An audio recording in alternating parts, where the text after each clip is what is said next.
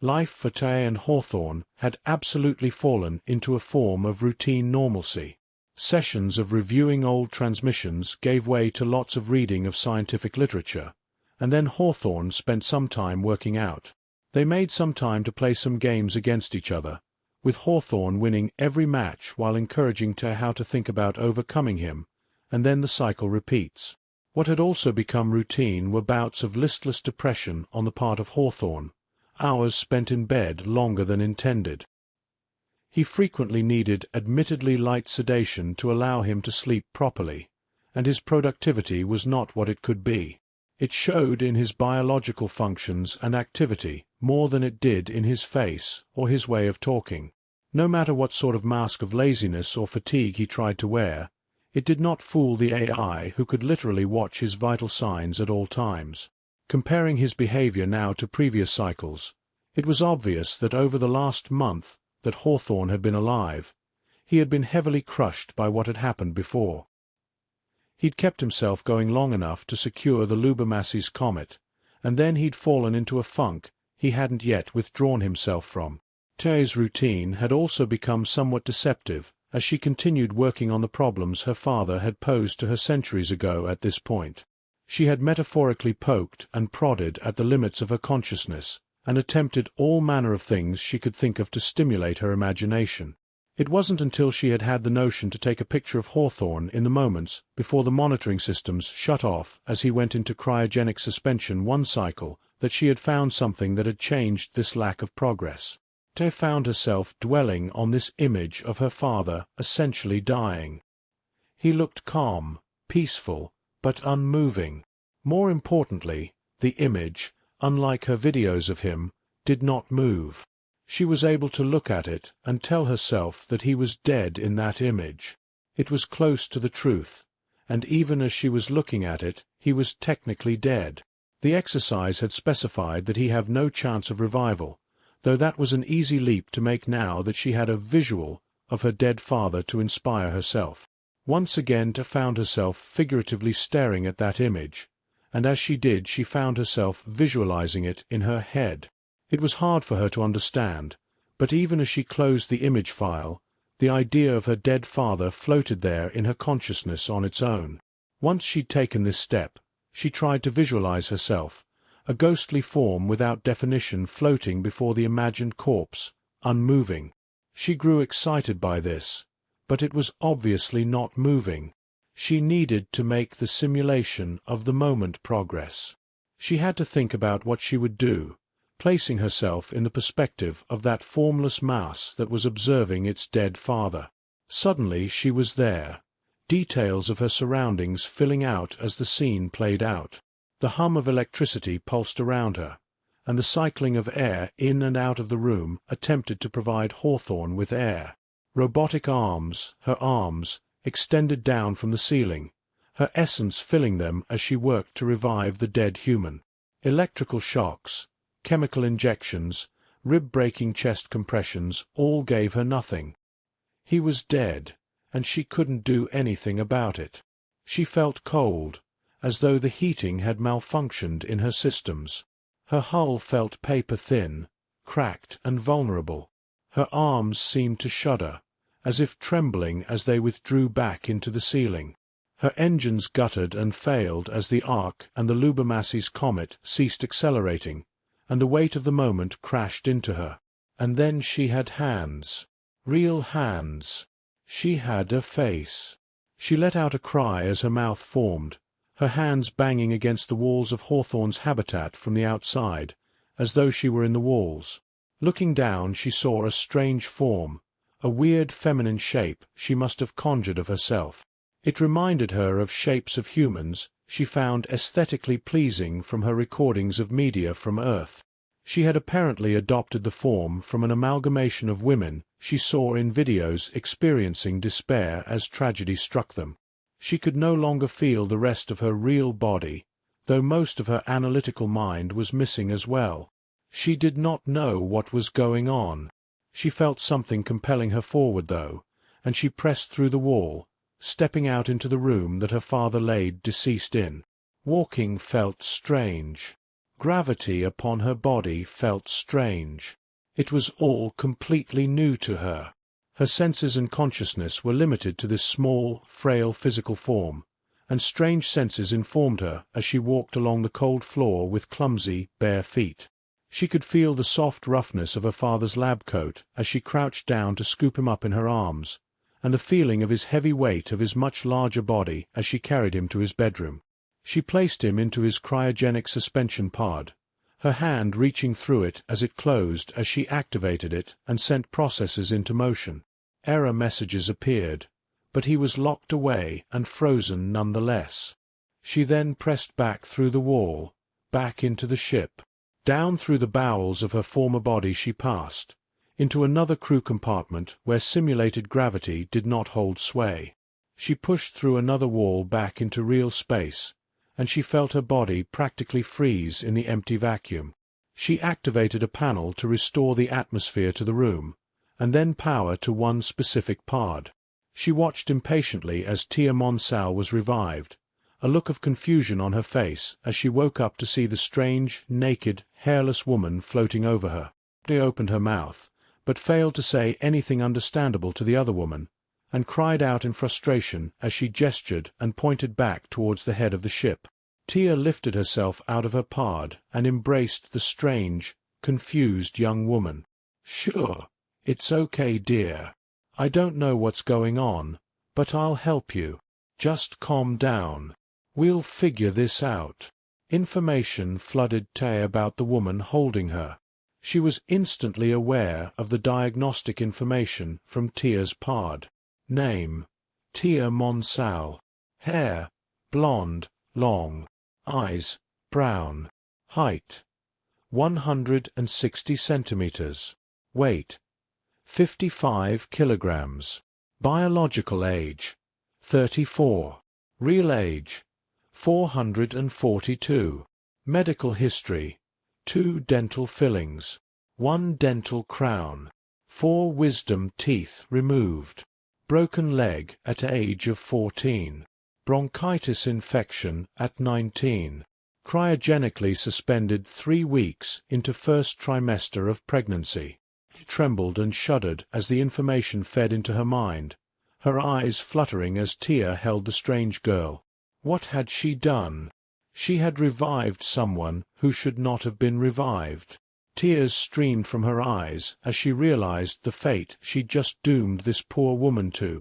She croaked and finally found her voice, wailing into the sterile room. "Hawthorne's dead." Tia had been experiencing a strange malfunction. One of her systems had broken contact with her while she was observing her picture of Hawthorne. For the whole 11th cycle she had observed as the systems containing part of her mind seemed to go into a high-power mode and seemed to be processing something that the rest of her was not privy to. Every attempt she made to contact, it came back with an error message that access was denied.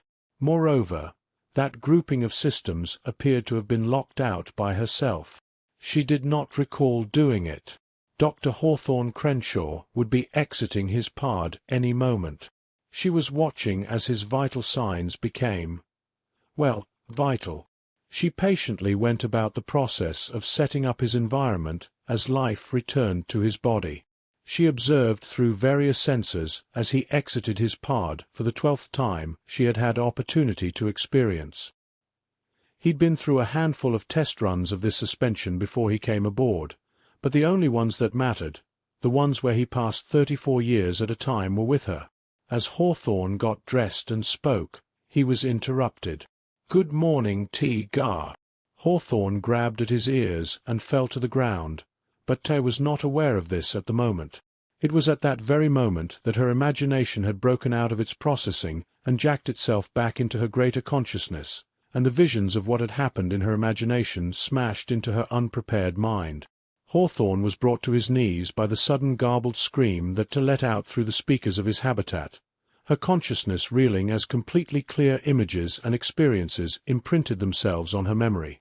The scream thankfully didn't last long, but Tia was not responding to Hawthorne's own screams as he rushed out of his room. "Tia? What's wrong? Tia?" He had to force the door open to his workroom, But what he saw on the other side shocked him. Visuals from what he could only imagine were his nightmare rolled through across all the monitors and tablets at once. He watched from confusing perspectives as she experienced strange and impossible things, moving through the ship like an embodied ghost. What? Hawthorne put it together pretty quickly, though.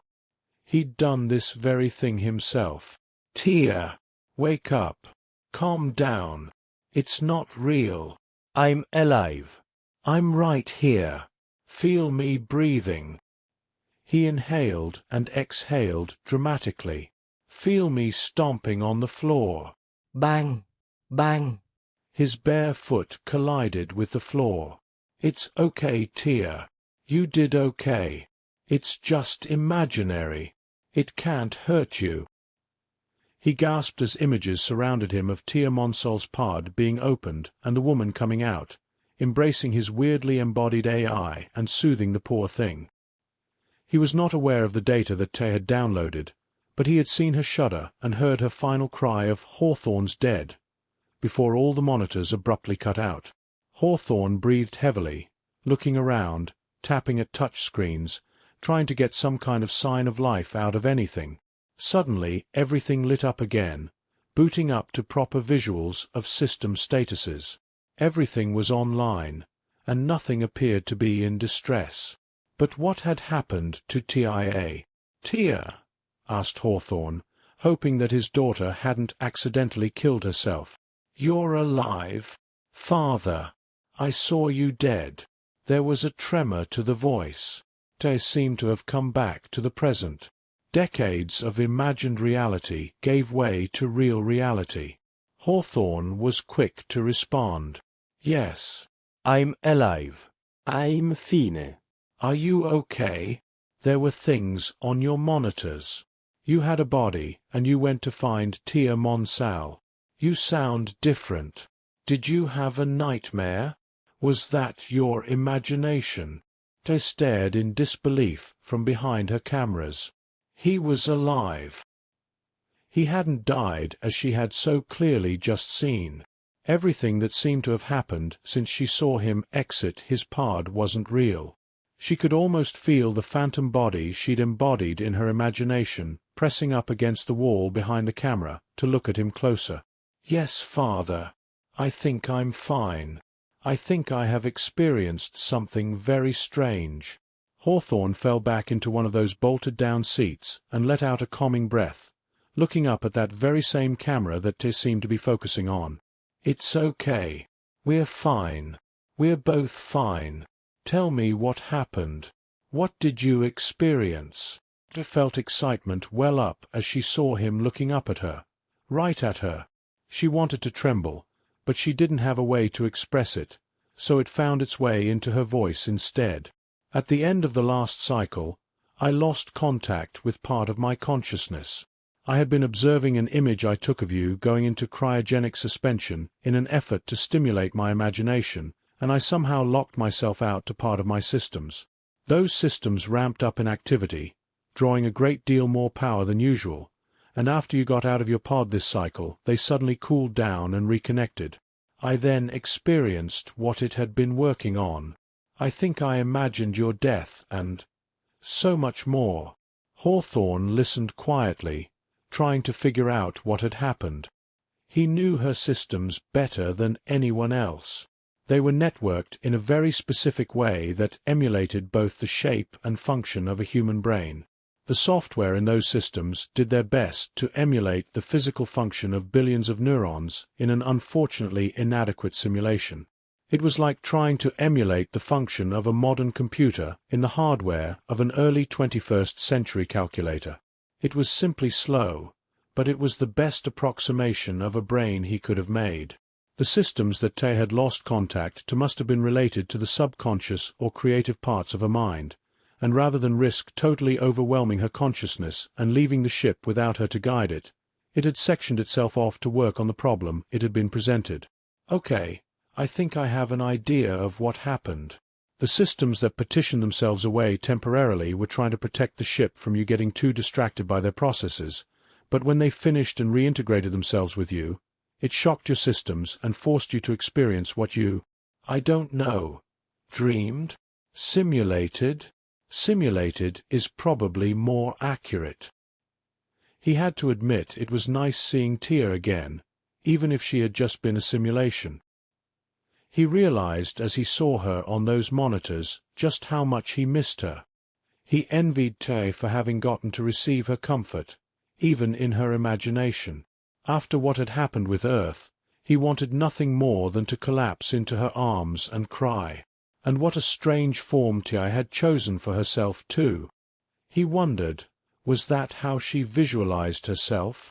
Tia responded to his hypothesis with a voice that had lost some of its tremble, but it still sounded more lifelike than anything Tia had expressed herself with up to this point. Father, I don't like the idea of you dying. Please don't ever die. I don't think I could handle it. Hawthorne held up his hands, smiling and looking sincerely up at the camera. Don't worry, Tia. I'm doing my best to keep up my health, so I can be with you as long as I can. We have too much work for us to do for me to just go and die.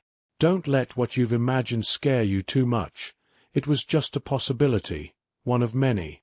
Humans imagine all sorts of possibilities when they're considering situations, and you'll imagine plenty more as you start getting accustomed to it. Try not to be afraid of it. It's just like running probabilities, just much more personal. Several moments passed. Tia seemed to have calmed down when she decided to respond. Hawthorne, despite my systems reporting optimal operation, I have been feeling as though there have been malfunctions despite no evidence. Irregularities in your life support, constriction to power flow, interruptions to fuel supply, and excessive motion in my manipulator arms have all felt like they've occurred, even before this incident. Due to the lack of evident damage upon inspection, I had not felt it worthwhile to report, but I think the sensations are an error in myself. They were especially evident once my systems reintegrated my imagination a few minutes ago. She had a very concerned sound in her voice, though she started sounding closer to her normal tone. Hawthorne took a tablet from a rack next to him and started pulling up more detailed diagnostics. He checked the systems Tia mentioned, as well as a double-check on the cryogenic storage systems, mostly to make sure Tia Monsal had not actually been revived. There was no disguising this check from Tia, but he didn't linger on it. All right, Tia, I believe those sensations you've been experiencing might be the way your body feels and expresses emotions. Specifically, it seems likely that it's some form of fear or anxiety. I imagine despair or sadness might be involved as well. When humans experience emotions, we oftentimes feel them in parts of our body, which is a large reason so many people describe how their heart feels when they experience things. For humans, this is likely to influence reactions to stimuli, perhaps to simulate dangerous physical ailments to encourage us to avoid the stimulus. For instance, the various feelings that come as a result of witnessing the death of a loved one might motivate us to protect other loved ones better in the future. Looking up from the tablet, Hawthorne looked back up at that camera again. Tia felt what felt like her mechanisms seizing up slightly despite no evidence of it actually occurring. She knew he was intentionally looking at her cameras to address her, but looking at the one she was primarily focused on stimulated her more than expected. I believe the realistic imagery of your imagination caused you to have such a response without having had to actually go through the trauma in reality.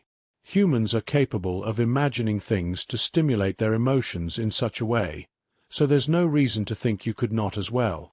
I'm not the best example of such things, of course, but I'd be a fool to deny that imagining the things that I suspected were going to happen on Earth stimulated my fear responses and drive me to avoid as many of those imagined hypotheticals as possible. Tia calmly listened to this explanation, and now that she was gaining a better understanding of what she'd just gone through, she started falling back into her routine, setting systems in motion for preparing Hawthorne's breakfast and coffee. Then she suddenly stopped, her attention turning towards the rear of the ship. She shifted her attention to something that had been inert for far too long at this point. Hawthorne's concerned questioning failed to catch her attention. She'd abruptly returned to Hawthorne's compartment, throwing information up on his monitors, practically floating behind them and physically flinging them with her imagined hands. "Doctor, I'm receiving transmissions from Earth." Needless to say, Hawthorne looked shocked and rushed over to see. Jessica Smith had braved a great deal of awful weather, but the spring seemed to be coming early this year, and she was determined to spend as much of the warmer months as possible scavenging and exploring. She was currently finding her way through what was once the Wallace Falls State Park, northeast of Seattle, and west of the Smith family bunker that had been her home for her whole 19 years of life. The bunker had originally been home to 143 people from scattered families in the area, chiefly from Sultan, Startup, and Gold Bar. They hadn't had much time, but enough people had been assisted by the Smith family that they'd had knowledge of the bunker and had reacted in time to save themselves from the worst of the fallout. If not for Grandpa Smith 9 generations ago saving Rachel Smith, she wouldn't even be here today. And where was she at the moment? The plants that had grown up in the time since the cataclysm, which was her home bunker's name for the end of the previous civilization, were pretty ugly and still poisonous and painfully affected by the buried layers of poisoned, irradiated, and contaminated earth that their roots reached through in the soil for their nutrients. The planet was recovering, but slowly, and the ice age that had started was making life hell for those on Earth.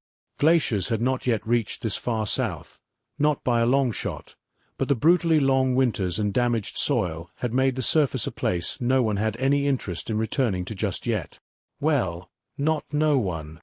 There were a handful of people who had a wanderlust in them like Jessica Smith, who were totally irrepressible.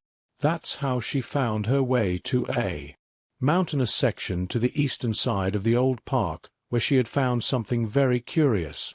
Embedded into the side of a 20-meter-high rock wall appeared to be some manner of building. Old staircasing had long since rusted away, and there were probably old cars buried nearby, but the front entrance of the building seemed to be remarkably intact. It had taken some doing, mostly involving her using a grapple line launched into the overhang to allow her to climb up, as well as a small explosive to open the door, but she'd managed to get inside. It was an old place from before the cataclysm, and had a massive assortment of intact equipment and strange systems. There wasn't much paper, but there were a pair of skeletons shrouded in clothing with lots of old plastic wrappers of survival food packaging around them. They must have tried to wait things out in here and died after a few weeks or months. Jessica pocketed the small revolver that was near the bodies, and examined the skeletons to find some obvious bullet holes in the sides of both skulls. Killed themselves. Can't blame them. Well, whoever you were, let's put you to rest. Jessica wasn't in too much of a hurry, and after a few hours of work she dug some shallow graves back outside on the ground and transported the remains of the two from the facility and gave them a simple burial. There had been no animal life witnessed on the surface anywhere near the bunker, so she had no reason to think anything might come for the bones. Once she was back in the facility, she had started looking around for whatever she could find that was useful. Cleaning off a plaque denoted the place's name as Facility Beta. She was considering bringing a party back here from the bunker to bring back all these computers, but then she found some old log books. Jessica spent the next few days studying them, carefully stretching out her rations and water and gathering rain when possible. This was some sort of transmission facility, more of a relay than anything else. From what she was able to put together, it had made regular transmissions to some unknown recipient, and from what the logs stated its last message was the night of the cataclysm and stated, "It's happening."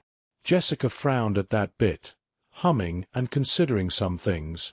Did these people know the cataclysm was coming? They must not have known about the bunker, so they couldn't have been that prepared. No, it must have surprised them, but they had some reason to think it was coming. She tapped her fingers on one of the desks and looked back to the computers. Letting out an exasperated sigh, she decided to see how much of the place she could get working again. It was another month of going back and forth from the bunker, bringing some equipment with her and drawing lots of questions from her friends and family. The bunker had expanded a great deal in the time since the end of the world, allowing for their facilities to encompass enough space to house some 500 people. Procreation was under strict regulation to keep the population in line with their ability to house and feed everyone, but they'd managed pretty well all considered. It had been especially annoying for those involved to have to adhere to strict plans of partnering people up to keep the people from getting inbred, but it was better than the alternative. It did mean that some people had to get together with others they may not have liked, but they were free to raise their children with partners they'd preferred afterwards. It was harsh, but it was good for their survival, and survival was of prime importance. Jessica had a little trouble getting permission to expend resources on her new project, but she promised she could get something good out of it. She didn't quite know what, but she did at least know it was related to the cataclysm, and that they might be able to learn more about what had happened. Within a week she'd managed to get many of the computers up and running. A compact generator that ran off of water she gathered easily from the rain powering the computers relatively reliably. It wasn't clear if the computers had been turned off before the EMP rolled through, or if they had been shielded from it somehow, but thanks to its isolated location most of the equipment still ran. Jessica spent another few days going through old records, logs, communications, and the like. Most prominent was Dr. Hawthorne Crenshaw's message to Earth, in its original form, and his offer to assist them from the sky. Jessica was able to put together the projected course of the Ark after bringing a bunch of data back home to confer with her father, and they put some work into fabricating a new satellite dish to replace the one that had been destroyed atop the cliff over the years. Early in the day of April 30th, 2473, she began trying to send transmissions to this Arkansas. It didn't seem likely to her that Hawthorne was still alive. There was no data around about any cryogenic suspension for her to be aware of, but perhaps one of his descendants were about? 3 days later, early on Wednesday, May 3, 2473, shortly after the revival of Dr. Hawthorne Crenshaw and after the resolution of Tay's imagination crisis, the two were observing this very same transmission. A young woman appeared on the screen, squinting at the camera as she adjusted its focus. She was short, a little slender-looking, with fiery red hair and a curious mix of facial features that suggested a very mixed heritage. Her skin was a very light brown, and she had blue eyes, and she looked like she'd been working pretty hard. A small pop was heard. "Fuck. Okay, I think I got it this time. Hello." She looked up at the camera again after apparently having shocked herself. "Hello. This is, Beta Facility." She glanced off camera to check the plaque. "Yeah, Beta Facility. My name is Jessica Smith, and I'm from the Smith Bunker northeast of Seattle Crater. I've been working for a month to try and get this place up and running after I'd found it. I was hoping you were still out there. I hope you're okay. We're doing okay down here." She paused, thinking. "I should have thought of more to say first. Oh well. You said in your last message that you wanted to help, and if you get this message we'd like to help with whatever we can too. We don't have much, but if you have any questions, I'll do my best to answer them. Hopefully I'll hear from you in 6 days? Is that right? Wow. Oh, okay. It takes 3 to get there, and then it takes that long for yours to come back. Right. I'm gonna go back home to get some questions for you. See you soon." She'd blow a kiss at the camera, and then fiddle with something off camera, letting out another curse as she shocked herself as the transmission ends. Hawthorne sat back in his seat, eyes wide. Holy shit. They're alive. He jumped up from his seat and started dancing around. "Tia! They're alive. People survived."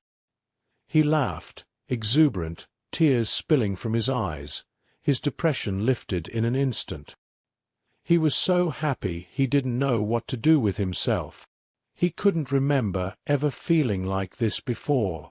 God, he wanted to hug someone. He'd danced his way into his bedroom and had taken up a pillow and sheet and was foolishly dancing around with them in his arms.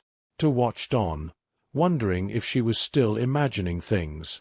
How could she have seen her father die at one point, only to see him more lively than ever the next. "Doctor, your breakfast and coffee are ready."